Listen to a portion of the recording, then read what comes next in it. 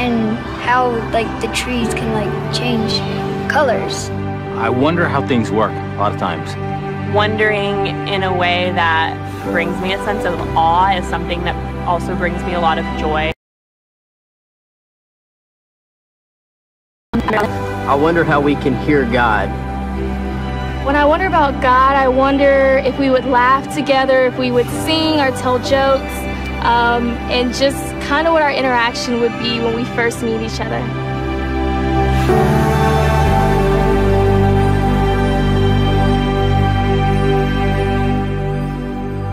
So, what do you wonder? What do you wonder? I wonder why it's so difficult to do the healthy thing when I'm so concerned about my health. You ever wonder about that? Why is that so difficult? That just is insane. Some of you, you're wondering, is it true that Netflix is gonna make you wait until Halloween for Stranger Things, for the next season of Stranger Things? Yeah, you're wondering about that, you know? Those of us who believe in God, we wonder about heaven, don't we? We wonder what it's gonna be like. We wonder, are we really gonna see the people we love? Are they gonna look the same? Are we gonna be able to meet famous people? Will my mom be the younger version of my mom or the middle-aged version of my mom? Or will she be the mom that I saw last? I mean, how does all that work? We wonder about heaven. If you're a non-theist, you wonder how we could be so naive as to believe there is a place called heaven, and how is it that we continue to hold on to these myths that, you know, should have been let go generations ago. But at the same time, if you're a non-theist, you wonder about life after death, don't you? You wonder if there's something else. And when you lose a loved one, you can't help but wonder, is there more? And we all wonder through a frame of reference, and the frame of reference is inadequate because the frame of reference doesn't provide us with all the answers and all the information that we need. But there's another reason we wonder as well. We talked about this last time. We wonder because our frame of reference isn't clear. Our frame of reference is cluttered with life. Our frame of reference is cluttered with our personal life experiences. And we want to think we're better than this, don't we? We want to think we're smarter than this. We want to think that we've moved beyond this. We want to think that the pain in our lives doesn't impact the way that we see the world, that somehow we've moved beyond that. But that's virtually impossible. And the way that you see the world is impacted by your childhood, whether it was a great childhood or a not so great childhood. The truth is that's a filter through which you view the world, through which you interpret relationships. And then there's those fears and those insecurities and those things that just don't ever quite go away, and it becomes a part of a filter. And all of these things create a filter through which we see the world. And so we wonder, but we don't simply wonder through a frame of reference with limited information. We wonder through a frame of reference that's full of life experiences. Now, Christians believe something that's a little bit odd. That's why we're talking about it. Christians believe that God actually became one of us to clarify these things for us. That God actually became one of us so that we could understand, so that we could see more clearly, that he sent someone to our side of the frame to serve as a reference. So in spite of all the things that we can't know, in spite of all the things that we will never know, that we could know where we stood with him. And so for the last couple of weeks, we've looked at this little phrase, this verse written in the first century by somebody who was writing specifically to Jewish people in the first century, and this document, it's called Hebrews. It's called the book of Hebrews, but it's not really a book. It's really like a long sermon. And first century Christians found this to be so valuable, they copied it and they distributed it. And eventually it made it into our Christian Bible, our New Testament. And in his attempt to reach out to Jewish people in his community who had put their faith in Jesus, but were beginning to wander away, he made this powerful observation. Here's what he said.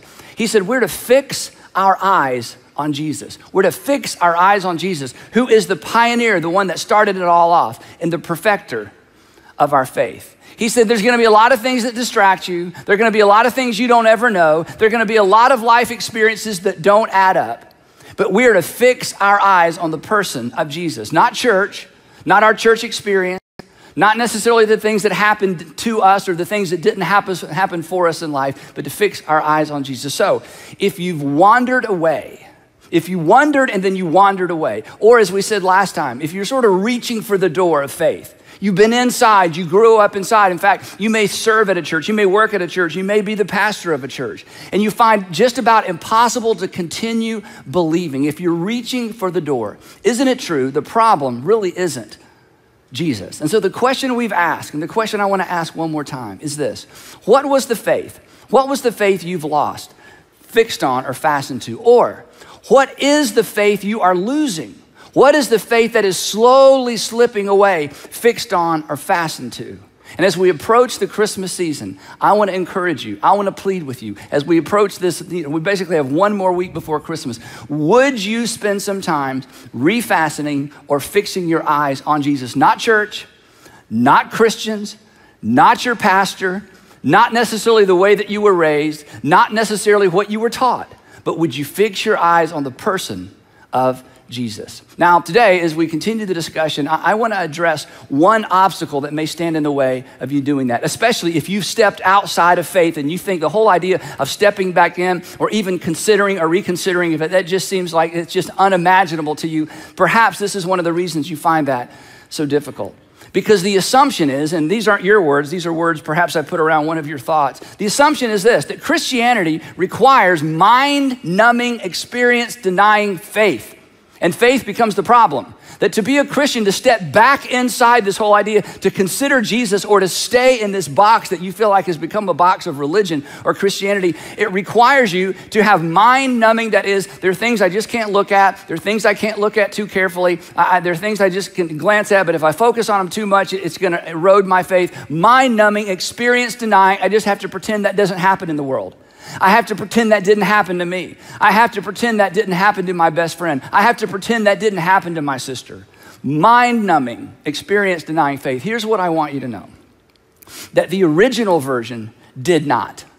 That Jesus' original followers did not pretend things were better than they were. And Jesus' original followers were never asked by Jesus not to look, to pretend, or just to believe and belief. In fact, last week, if you were here in part 2 of this series, Jesus actually said to his followers, he said, guys, if you're having a hard time believing me, then don't believe me. Believe based on what you've seen. Believe based on what you've experienced. Believe based on the works themselves. And the reason this is so confusing sometimes, and the reason sometimes the assumption is that in order to follow Jesus or to fix our eyes on Jesus, we just can't look too carefully at the reality of the world around us, is because there's so much misunderstanding about this word faith. So today I want to talk specifically about this. And the reason it's so confusing, I'll own this, is because guys like me, men and women like me, pastors and church leaders have made faith complicated and they've made faith confusing. And by creating confusion around faith, we are responsible for causing some people to wander away from the faith. And I think the church oftentimes is responsible for causing some people to never even consider faith. So what is faith? And what's the role, especially as it relates to Christianity? So a couple of things it's not. First, because perhaps you heard this growing up, faith is not some sort of force and it's not some sort of power. Faith isn't some sort of invisible lasso that we get around God's neck. And if we have enough faith, and if enough people have enough faith, we can get God to do things that God wasn't planning on doing. And perhaps the church that you were raised in taught that. And perhaps that's one of the reasons you walked away, because you believed and believed and believed, and you prayed and you prayed and you prayed, and the pastor came over and prayed for your mom or for your sister or came to the hospital, and everybody prayed and everybody believed and everybody had extraordinary faith. And they prayed powerful prayers, loud prayers. And God didn't answer them.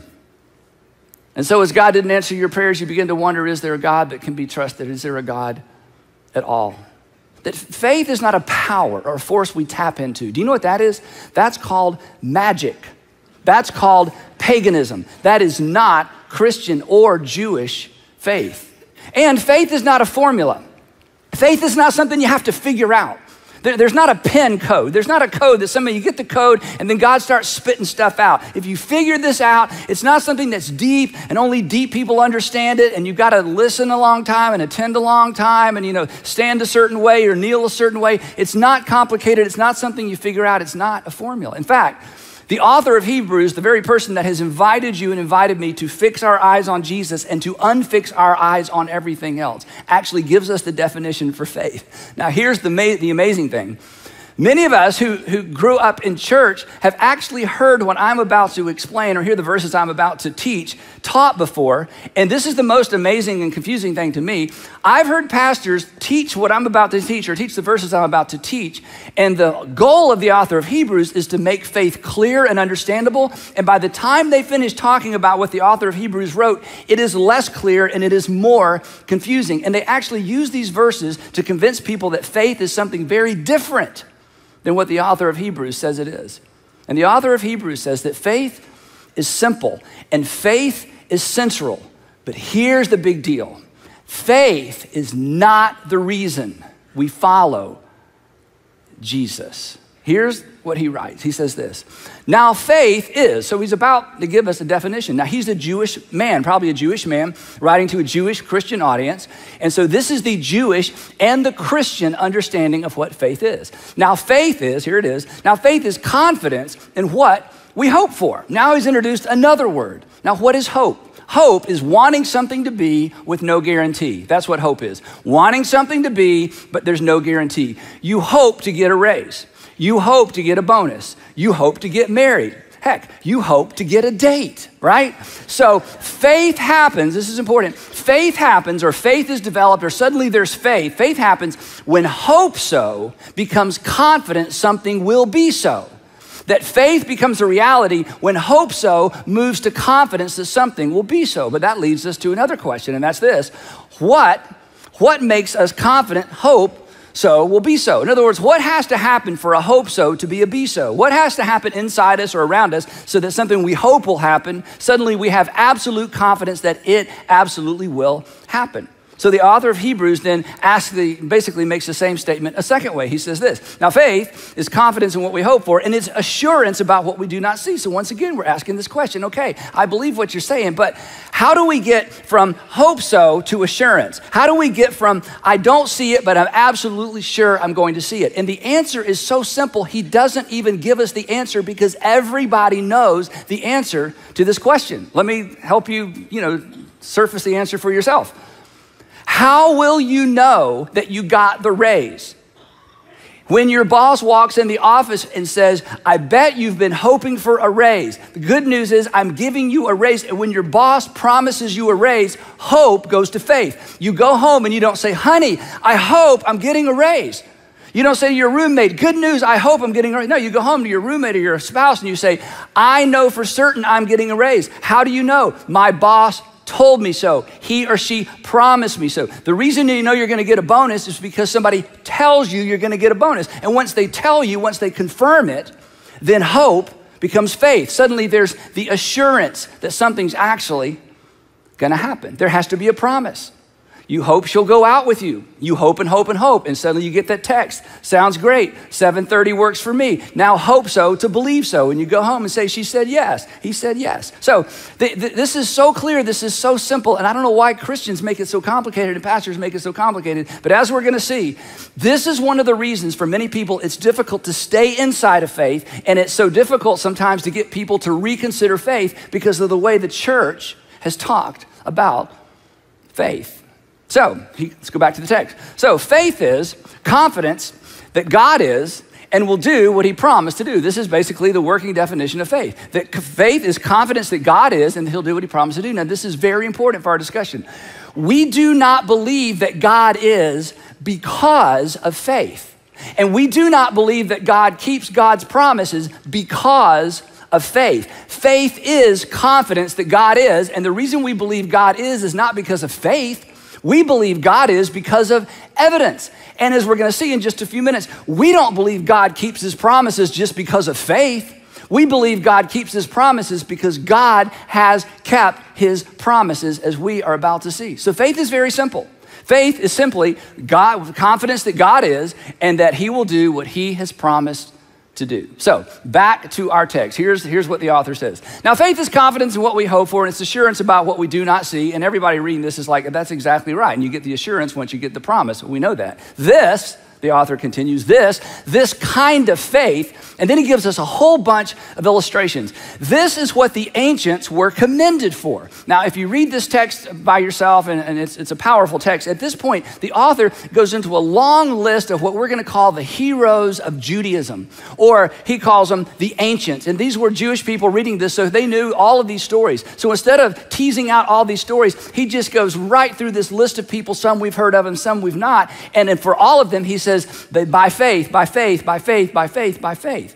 And what does he say? He says each of these people were given a promise, and they lived as if God existed and that God would keep that promise. That's what it means to live by faith. One of the ones he talks about is somebody most of us have heard of, Abraham. Just a quick survey, and if you're watching from home, I want you to participate. I know this is kind of clunky, but if you've heard of Abraham before you came today or before you turned on the television, would you raise your hand if you've heard of Abraham before? Yeah, you heard of him. Okay, just wanted to make sure. Okay, so one of the folks he talks about is Abraham, and he says Abraham left home. Well, why did Abraham leave home? What is it? His mom's cooking. You know, his brother kept wearing his clothes. You know, why did Abraham leave home? He left home because God said, I want you to leave home and I'm going to show you a place that you don't know of.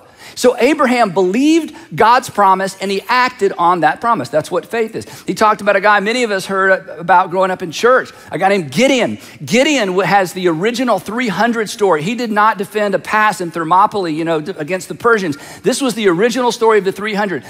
Gideon, with 300 men, about 1,000 years before the Greeks and the Persians were at war with each other, Gideon took 300 men and in the middle of the night charged down into a valley filled with Midianites. It was about a 200-to-1 ratio. And he routed this army and delivered his nation. And do you know why he charged down into this valley against a foe he was so outnumbered it was ridiculous? Well, it wasn't because he wanted people to write great songs about him. It wasn't because he was crazy. It's because God said, Gideon, this is what I want you to do, and I promise you will be victorious. And Gideon acted on God's promise. That's what it means to live by faith. Then most of us, probably all of us have heard of Moses. Moses left Egypt as a fugitive. Moses left Egypt with a price on his head. And we all know the story. Moses went back to Egypt. Now, why in the world would someone go back to the place that they barely escaped with their life from? Why would he do that? Because God said to Moses, I want you to go back. And if you'll go back, I promise I'm going to use you to deliver your people from Egyptian bondage. So faith is simple. Faith is believing God is based on evidence, not based on faith. And faith is believing that God will keep his promises, not based on faith, but based on the fact that we know God keeps God's promises. Now, here's the cool part. And here's why I'm going on and on about this. All of these heroes of the faith that he lists, all of these, the ancients, as he talks about them, all of these ancients were commended by responding to God's promise, but all of them believed in God's global promise for the world. Because God spoke to Abraham about 2,000 years before Jesus shows up. This is amazing. About 2,000 years before Jesus shows up, God speaks to Abraham, and God made Abraham a promise. And all of these characters in the Jewish scripture, they knew God's promise to Abraham, and they lived their lives not only in light of God's personal promise to them, they lived their lives in light of God's global promise to the world. And here's what God said to Abraham about 2,000 years before the time of Jesus. This is amazing. He said, talking to Abraham, I will make you into a great nation. Now let me ask you a question. Okay, this is a Bible question, but everybody knows the answer. Did Abraham eventually become a nation? It's not a trick question. Did Abraham eventually become a nation? Yes, in fact, Abraham eventually became several nations. So this actually happened. And here's something fascinating. I'm guessing probably nobody in the room or nobody watching can name a single person that eventually became a nation other than Abraham. Wow, promise, put a check by that one. And I will